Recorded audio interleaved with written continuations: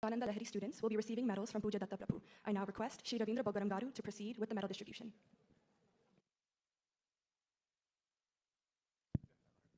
Puja Swamiji will speak. Please listen. Bhagavad Gita, Saundarya Lahari, Shivananda Lahari, Vishnu Sahasranamam, Lalita Sahasranamam, Kauchas, all 5 Kauchas. It is very important. మన జీవితంలో చాలా important. పిల్లలకి కొత్త పిల్లలు join కావాలి. మీకు నోరు తిరుగుతుంది, ఆ భగవతి శివుడు అనుగ్రహం మీకు కలుగుతుంది. శివానంద లహరి, సౌందర్య లహరి మీ జీవితంలో మర్చిపోలేనటువంటి ఒక పాఠం అది, ఒక సందర్భం అది.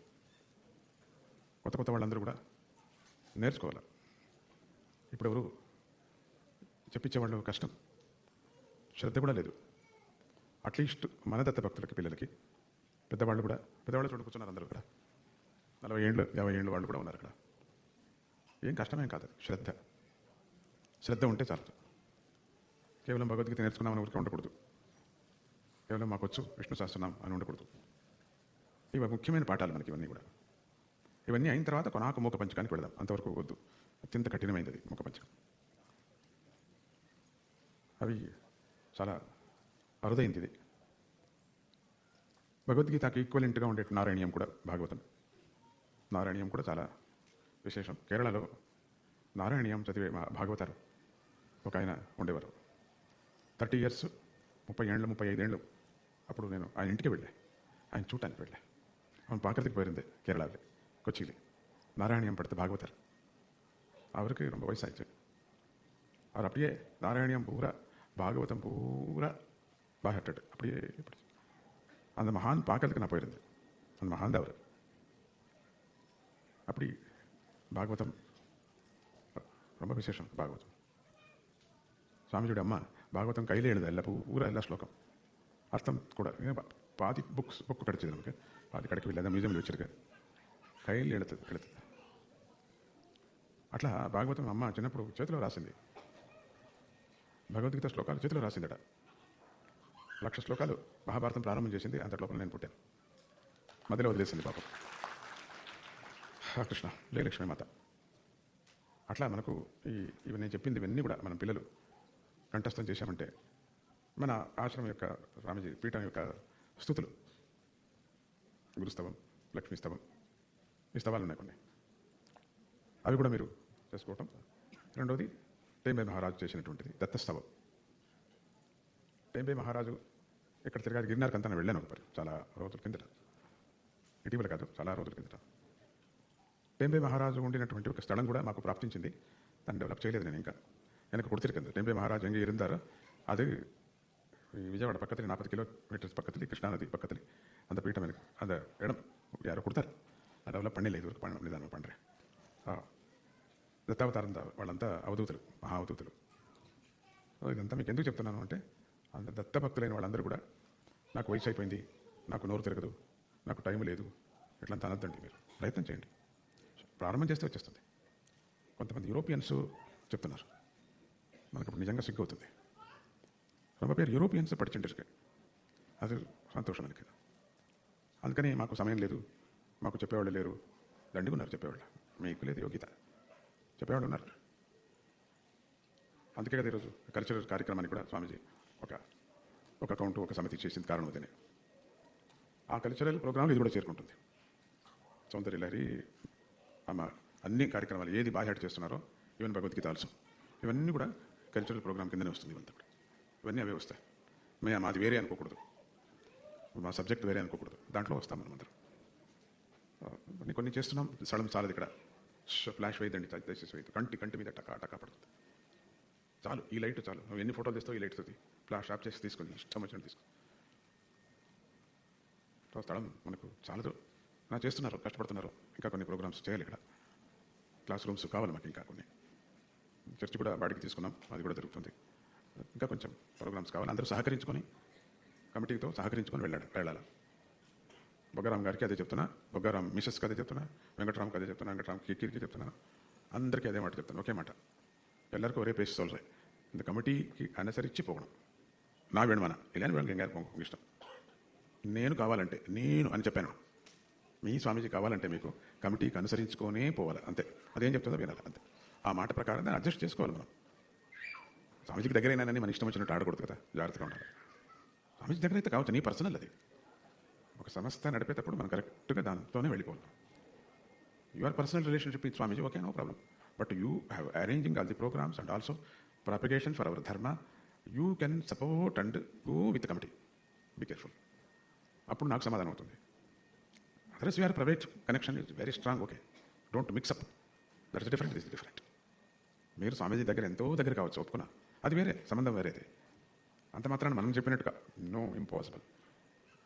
కమిటీలో ఏమవుతుందో తీర్మానం నేను కూడా అడుగుతుంటా కార్యక్రమాన్ని, అవునా, ఉందా లేదా, ఓకే ఓకే కరెక్ట్ అంటుంటా. అంత స్వామీజీనే అనుసరించప్పుడు ఇక మనం ఎందుకని అనుసరించకూడదు? గడ్డిపోసేవాళ్ళు ಹುಲು ಮಾನವರು ನಾವು కదా, ಅನುಸರಿಸಲೇಬೇಕು. ಸಮಸ್ಯೆ ಅಂದಮೇಲೆ ಅದು ಡ್ರೈವರ್ ಹೇಳ್ದಂಗೆ ಕೇಳಬೇಕು. ನಾವು ಡ್ರೈವರ್ನ ಕರೆಕ್ಟಾಗಿ ಇಟ್ಕೋಬೇಕು. ಮಾತಾಡಿಸ್ತಾ ಹೋಗ್ಬೇಕು ಬಸ್ಸಲ್ಲಿ, ಇಲ್ಲ ತುಕ್ಕಡಿಸ್ಬಿಡ್ತಾನೆ, ಡೇಂಜರ್. ಅದಕ್ಕೆ ಅವ್ನಿಗೆ ಸ್ವಲ್ಪ ಅಲ್ಲೇ ನಿಲ್ಲಿಸಿ ಕಾಫಿ ಕೊಟ್ಟು ಪಕ್ಕದ ಜೋಗಿ ಹಾಕೊಂಡು ಹೋದರೆ ನಾವು ಪ್ರಯಾಣ ಚೆನ್ನಾಗಿರುತ್ತೆ, ಪ್ರಯಾಣ బాగుంటుంది. కమిటీ అనేది ఒక డ్రైవర్, జాగ్రత్తగా వెళ్ళాలి మనం. వాళ్ళతో సహకరిస్తే మీకేమైనా చేస్తారు, వాళ్ళు ఇష్టం, చాలా త్యాగం చేస్తారు వాళ్ళు. ఆ త్యాగం చేసే విధానంగా మనం అధికారం చలాయిస్తే దూరం పోమంటారు. అప్పటికి సేవ తగ్గిపోతుంది అంతే. అందరికీ అదే చెప్తున్నా, వాలంటీర్స్ కానీ, అన్నదానం వాళ్ళకి కానీ, అందరూ ఇక్కడ డొనేషన్ ఇచ్చిన వాళ్ళందరికీ కానీ, first go with committee members.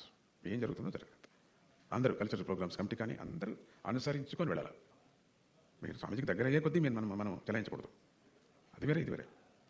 So కాబట్టి ఎందుకు చెప్తున్నానంటే, ఏదో 4-5 మాటలు విన్నాను చెవులు, అందుకని రాకూడదు, అది కూడా రాకూడదు. నాకు నా దగ్గర కంప్లైంట్ రాంది ఎక్కడికి పోతుంది, జ్ఞాపకం పెట్టుకోండి మీరు. స్వామీజీకి ఏం తెలియదేమో, అంత అక్షి అనేది తెలుస్తుంది నాకు. నా దగ్గరికి రాంది ఏది లేదు, నేను గమనించుకోకుండా ఉన్నట్టే ఉంటాను. నాకేమో తెలియదు, వాళ్ళు ఏమో నాకేం చెప్పలేదు, చెప్పకపోయినా నాకు తెలుస్తుంది, ఎట్లానో తెలుస్తుంది, వదలను నేను. ఎందుకంటే నా బాడీ ఇది, ఆశ్రమం ఇది, నా బాడీ, మై బాడీ. ఎక్కడ ఒక చీమ వెళ్ళినా ఇట్లా అంటారు, నాకు తెలుస్తుంది, అది నాకు అధికారం ఉంది, నేను సర్చ్ చేసుకోవాలి కదా, ఎక్కడేం ఇట్లా అంట, ఆ బాడీ ఇది. తెలియనట్టుగా ఊరికే అట్లా ఉంటాను, అంత అబద్ధం, మోసం అంతా తెలుసు నాకు. అప్పాజీకి అన్నీ తెలుసు, ఎలా కుదరదు, ఊరికే ఉంటారు. ఇక్కడ పురుగు వస్తుందని చెప్పేసి మీరు ఇట్లా అనడానికి మీరు వస్తారు, నాకు తెలుసు అక్కడ ఉందని. బెటర్ ఆగొచ్చు స్వల్ప, ఇక్కడ ఉంది నాకు తెలుసు, అయినా నేను ఊరికే ఉంటాను. எனக்கு தெரியும், இங்கே பூச்சி இருக்குன்னு தெரியும். நீ டென்ஷன் பட்டு ஓடி வரக்கூடாதுங்க. சொல், என்னை பற்றி எனக்கு ரொம்ப பிரேமம் இருக்குது, அதை ஓடி வந்தேன். ஆனால் எனக்கு தெரியும் அங்கே இருக்குது, అది அப்படியே இருக்கட்டும் కొంచెం నేడు ಸ್ವಲ್ಪ ಹೊತ್ತು ಹಂಗಿರಲಿ ಅಷ್ಟೇ, అట్లా ఉంటుంది నాకు అంతే. సో కాబట్టి అందరి తత్వము మాకు తెలుసు, స్వామిజీకి తెలియదేమో అనుకో అంటే మీరు భక్తులే కాదు అని అర్థం. భక్తులు కాదు, మీరు కస్టమర్స్. మీరంతా కస్టమర్స్ అయిపోతారు, వ్యాపారస్తులు, వ్యాపారం అంతే మనకు. You are not a family devotees. స్వామీజీకి అప్పాజీకి తెలియదు అంటే ఫ్యామిలీ డివోటీస్ కాదు మీరు. మీరు తెలుసు అంటే ఫ్యామిలీ డివోటీస్. మీరు నాకు తెలియకుండానే అట్లా ఉండిపోతాను, కావాల్సిగా చెప్పలేమో మనం, స్వామీజీకి తెలియదేమో ఇది, అంతా తెలుసు. నీకన్నా ముందుగా తెలుసు, అది జరిగేది తెలుసు నాకు. కొన్ని అట్లా వదిలేస్తుంటారు, అట్లా ఉండని. అందుకని ఏ కార్యక్రమం మీరు ఏం చేసినప్పటికీ కూడా ఈ చిన్నవి, చాలా పెద్దదేం కాదు, చాలా చిన్నవి, ఇంతే అది కూడా రాకూడదు అంతే. ఇది చాలా పెద్ద సీరియస్ మ్యాటరు, మళ్ళీ దాన్ని మీరు ఎంక్వైరీ చేయాలి. ఏంటి, ఏం జరిగిందండి, అవునండి, అవును నాకు తెలియదే, ఎక్కర్లేదు మీకు, ఎందుకు ఇది పనిలేక ఇంకా దాని గురించినే చర్చ చేసుకోవటం ఎందుకండి, అవునండి స్వామిజీకి ఏమైందండి అనుకోకూడదు. అది కూడా నాకు తెలుసు, ఇట్లా మీకు చంచలమవుతుందని. అది మీకు అక్కర్లే, మీరు అద్భుతంగా మీరు హాయిగా నేను చెప్పినట్టు చేయండి. ఎంత బాగా హ్యాడ్ చేశారు పిల్లలు, అది చాలా సంతోషం. కొత్త వాళ్ళు జాయిన్ కావాలా, ఇంకా ముగ్గారాం గారికి 4-5 పరీక్షలు చెప్పాను, ఏదేది ఇంకా చేయాలని చెప్పాను, చేస్తారు. అది ఒకటిగా చేస్తారు. దీన్ని న్యూ జాయిన్స్ వాళ్ళకు లేట్గా దొరుకుతుంది. టైం టేబుల్ ఆయన ఏమి ఇస్తారు, ఆ ప్రకారంగా మీరు వెళితే మంచిది. అందరూ ఒకే రోజు నాకు సౌందర్య మార్కెట్ లాగా కాదు, చెప్పినట్టు నిదానంగా వెళ్ళాలి. నాకు సౌందర్య హాలు కావాలండి అని ఇద్దరు, నాకు శివానంద హాలు కావాలని ఒక 3, అట్లంతా వస్తే వేయలేదు. ఒక గ్రూపు, ఒక పద్ధతి అనేది ఉంటుంది, ఆ పద్ధతి ప్రకారంగా మనం వెళ్ళాలి. స్వామి చెప్పేశారంటే మాకు కావాలంటే ఈ మార్కెట్ బజ్జినది నిదానంగా, దానికి ఒక గ్రూప్ ఉంది, దానికి ఒక సిస్టమ్ ఉంది. అదంతా అంతమంది అయిన తర్వాత ఇన్ని రోజులకి తీసుకుంటాను క్లాస్ అని చెప్తారు. ఆయన కూడా వర్క్ చేస్తున్నాడు కదా, ఆయన అలాగా కాదు, సన్యాసి కాదు కదా ఆయన, పాపం ఆయన కూడా వర్క్ చేస్తున్నాడు. అందుకని మనం టైం ఇవ్వాలి. మనం ఏమిటి మాకు కావాలండి, స్వామి చెప్పేశారు, స్వామి చెప్తే స్వామిజీకి తెలుసు నా టైం ఏమిటని. అందుకని ఆ టైమింగ్, ఆ గ్రూపు టక్కని రావటం, 10 రోజులు అయిన తర్వాత వెళ్ళిపోవటం, అదంతా చేయకూడదు. కష్టపడి సాధించాలి. సాధించడం ఎంత సులభంగా పాడేశారు పిల్లలు, ఎంత ఈజీ. అది మరి ఉపాధ్యాయుడు యొక్క శ్రమ లేకపోతే అవుతుందా? ఆ పిల్లలు ఎంత ఈజీగా పడేశారు. వాళ్ళు ముసలాళ్ళు చూడండి అక్కడ కూర్చున్నారు, వాళ్ళు కూడా పడేశారు. అందుకని శ్రద్ధ దాని మీద కావాలి.